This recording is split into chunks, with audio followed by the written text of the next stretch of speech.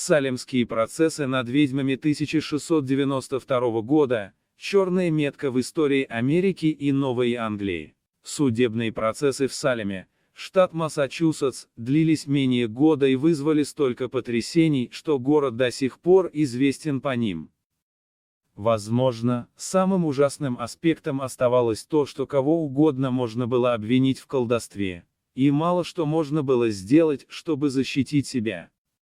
Ниже приведены некоторые факты, которые вы должны узнать о печально известных судебных процессах над ведьмами. Более 200 людей были обвинены в занятии черной магией, и примерно 20 из них были приговорены к смертной казни. В 1711 году местное правительство отменило приговоры для некоторых осужденных и предоставило компенсации их семьям. Однако, последняя, обвиняемая в колдовстве, Элизабет Джонсон-младшая, была оправдана только в июле 2022 года. В той или иной форме, ведьм преследовали с самых древних времен, еще вавилонские законы Хаммурапи, почти 3800 лет назад говорили об этом, и едва ли Хаммурапи был новатором в данной области. Настоящая охота на ведьм в Европе развернулась в конце 15 века, ее географическим центром стала Германия. Чуть отстали Британия, Скандинавия и другие. Да и на Руси, вопреки заблуждениям, происходило почти то же самое. Не кажется ли вам парадоксальным, что самый знаменитый эпизод охоты на ведьм, несмотря на все это, случился вовсе не где-нибудь в Германии 1500-х годов? Напротив, в самом конце 17 века, в крохотной британской колонии по ту сторону Атлантического океана. Значение Салемского процесса частенько недооценивают. Да, это не самый масштабный видовской процесс в истории, да и вообще не так уж много ведьм сожгли в Новом Свете. Весьма соблазнительно списать его известность на тот факт, что события имели место на современной территории США. Дескать, Голливуд и все такое распиарили. Вот только делать этого не стоит.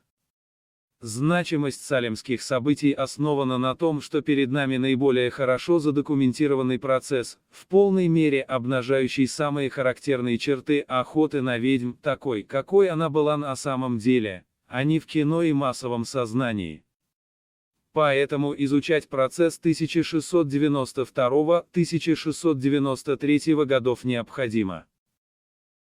Салем был английской колонией, и, следовательно, жил по английским законам. В этих законах содержался пункт о смертной казни за колдовство. Напомним, что в XVII веке английская церковь являлась государственным органом. Но Салем населяли не просто протестанты, это были пуритане, расходящиеся в ряде вопросов с генеральной линией партии. На родине они подвергались гонениям, а потому и стремились в колонии. Обстановка в Салеме должна быть хорошо понятна любителям творчества Стивена Кинга, с поправкой на эпоху. Маленький городок в Америке, страдающий от массы внутренних противоречий и объективных внешних проблем, обстановка в котором накалялась медленно, но неуклонно. С самого начала у Салема было много проблем. Город постоянно находился в конфликте с местными фермерами из-за дележа земли, скудных урожаев и различных юридических вопросов. Возникали затруднения со сбором налогов, а назначаемые руководители редко держались на своей должности дольше пары-тройки лет. Город жил в атмосфере мелких колониальных интриг, нарастающего недоверия между жителями, отсутствия сильных лидеров. Все усугублялось объективными тяготами жизни, земля и климат оказались неидеальными для земледелия, и существовала реальная угроза со стороны индейцев. Затем, в результате гражданской войны в Англии, 1642-1651 годы, положение пуритан в метрополии изменилось к лучшему, из-за чего приток новых колонистов резко сократился. Стабильности Салему это не прибавило. Кроме того, посевы начали поражать болезни, и скоро перед Салемом встала реальная проблема голода. Все это наслаивалось на пуританскую ментальность. Американские пуритане были очень жестким, патриархальным обществом. Люди рождались, росли и жили в весьма суровых условиях, и на этой почве религиозная истерия не могла не нагнетаться. Колонистам была жизненно необходима какая-то отдушина, надежда на лучшее какое-то объяснение всех их несчастий. Вера давала все это. Неурожай она легко объясняла гневом Господа, решением проблемы декларировала истовые молитвы, и они, разумеется, не помогали. Светские же власти ничего не могли изменить по объективным причинам. Люди бежали сюда когда-то, спасаясь от религиозных репрессий на родине. Но на новой земле, сулившей надежду на что-то лучшее, пуритан тоже не ждало процветания. Господь был глух к молитвам истово верующих, вполне понятно, каким ударом это явилось для простого человека. В такой ситуации, взрыв был только вопросом времени. Еще до рокового 1692 года появились первые слухи о колдовстве, в первую очередь связанные с болеющими детьми. В 1689 году в Салем прибыл новый пастор, Сэмуэль Перрис, уже наслышанный о колдовстве от Коттона Мёзера, бостонского священника. Едва Перрис оказался в Салеме, как из-за проблем с урожаем, местные фермеры перестали платить налоги. Почти одновременно, окрестности подверглись индейскому набегу, обернувшимся большими жертвами. Все началось в январе 1692 года. Дочь пастора Элизабет и его племянница Эбигейл, девочки 9 и 11 лет, стали вести себя не просто подозрительно, а прямо-таки пугающе. Издавали странные звуки, швырялись предметами, прятались под мебель, их тела принимали странное положение. Также они жаловались на колющие все тело иглы. Когда пастор решил прочитать над ними проповедь, они стали затыкать уши. Местный врач по имени Уильям Грикс понятия не имел, с какой болезнью столкнулся и как ее лечить. Судя по всему, квалификация Грикса оставляла желать лучшего, что ожидаемо для богом забытой колонии. Неизвестная болезнь стала распространяться, вскоре еще несколько девочек начали демонстрировать схожие симптомы. Очевидно, что в наши дни в аналогичном случае кинулись бы искать медицинские причины. Но в конце 17 века все было еще очевиднее, в городе поселились ведьмы. Первую ведьму нашли быстро, ею оказалась женщина индейского происхождения по имени Титуба, прислуживавшая в доме пастора. Девочки заявили, что Титуба учила их колдовству. Но одной ведьмы, чтобы закрыть дело, оказалось мало. Еще две женщины были обвинены в колдовстве. Помимо Титубы, они указали еще на двух женщин, Сару Осборн и Сару Гуд. Последняя влачила нищенское существование, а Сара Осборн открыто конфликтовала с пуританской общиной. Кандидатуры отлично подходили на роль козлов отпущения. В марте к сидевшим под арестом обвиненным прибавились новые, в том числе, 4-летняя дочь одной из женщин, Сар Гуд. Девочка, видимо, хотела повидаться с мамой в тюрьме, и простодушно призналась, что она тоже ведьма. Обвинение еще 3 женщин взволновало общество, в отличие от первой партии ведьм. Эти 3 были преданными прихожанками, и происходили из влиятельных семей. Если уж дьявол мог заманить таких женщин в свои сети, он может заманить кого угодно.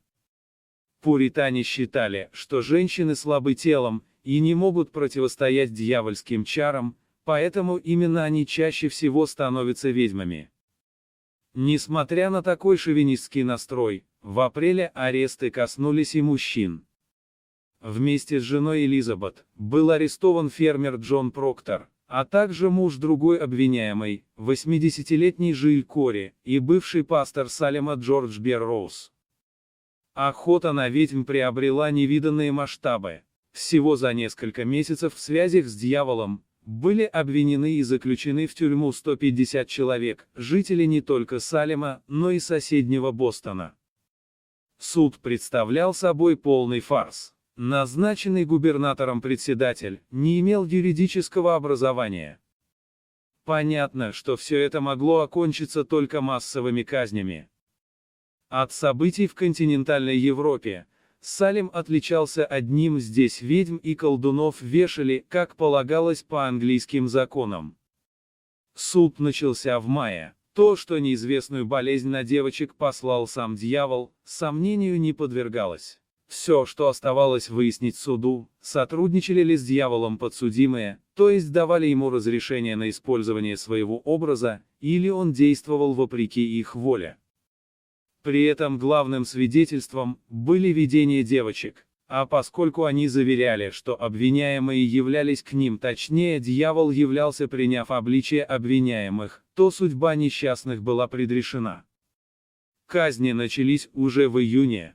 10 июня была повешена пожилая женщина, Бриджит Бишоп. Суд признал ее виновной, не только по обвинению девочек, но и потому, что она вела непуританский образ жизни, в том числе одевалась, по мнению суда, в странные одежды.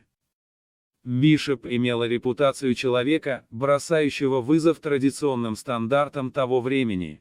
Она отсутствовала допоздна, поздно вечером принимала гостей и регулярно устраивала азартные игры и пьянки. Бишоп, которая была замужем 3 раза, подозревалась в том, что она убила своего второго мужа, но ее освободили из-за отсутствия доказательств. В июле была казнена Сара Гуд, мать 4-летней Доротеи. Уже с веревкой на шее Сара обратилась к священнику, принимавшему активное участие в обвинении. «Ты лжец, я не больше ведьма, чем ты колдун, и если ты отберешь у меня жизнь, Бог даст тебе напиться собственной кровью». По легенде, спустя 25 лет священник действительно умер от внутреннего кровотечения. Кровь заполнила даже его рот. 4-летняя Дороти Гуд была дочерью Сары Гуд и самой молодой из осужденных за колдовство. С 24 марта 1692 года по 10 декабря 1692 года Гуд находилась в заключении и там умерла. Казнь бывшего пастора Салема, Джорджа Берроуза, вызвала особое волнение среди жителей. Больше 30 человек попросили о смягчении наказания для бывшего пастора. Кроме того, уже на эшафоте Берроуз полностью и без единой запинки прочитал молитву. Считалось, что ни ведьма, ни тот, кто находится под воздействием дьявольских сил, не может этого сделать. Но приговор все равно был приведен в исполнение. Неудивительно, что пожар начал перекидываться на окрестности. Процессы по делам о колдовстве начинались в соседних городках. Более того, круг иронично замкнулся, когда в Бостоне, откуда и пошли первые слухи о ведьмах, начались аресты, именно на волне новостей из Салема. Но, по иронии судьбы, именно это и спасло многих обвиняемых.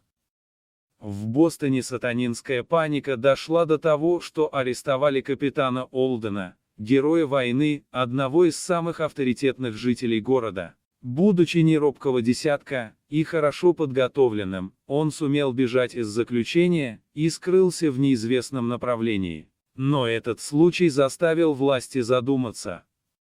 Всплывает фамилия Мёзер. Инкриси Мёзер был руководителем Гарвардского колледжа.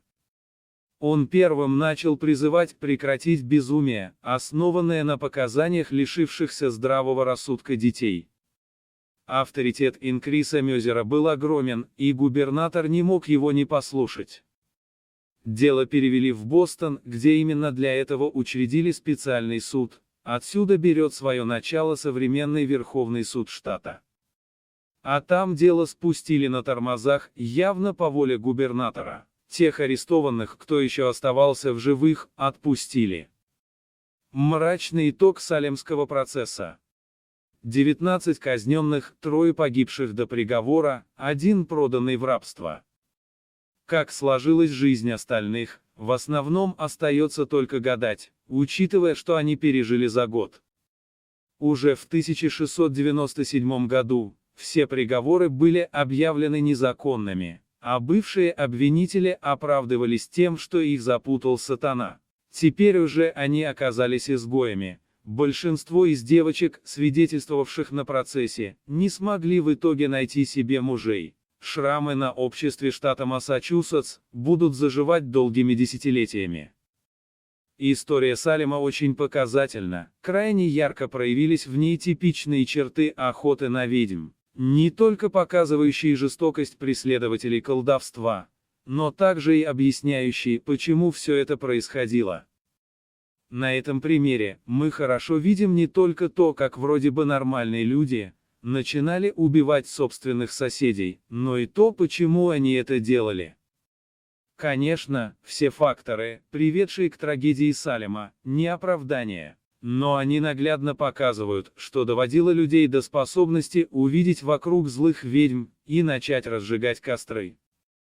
Религия скорее была только инструментом, а сама проблема лежит в тяготах жизни и неспособности плохо организованного общества справиться с ними. Здесь масса проблем: слабая администрация, отсутствие элементарных материальных благ, военная угроза извне, отсутствие нормальной медицины. Буквально любой крупный видовской процесс в истории показывает нам то же самое, просто Салем гораздо лучше других задокументирован и изучен. Если вам понравился ролик, будем благодарны, если вы подпишетесь на канал и оставите комментарий.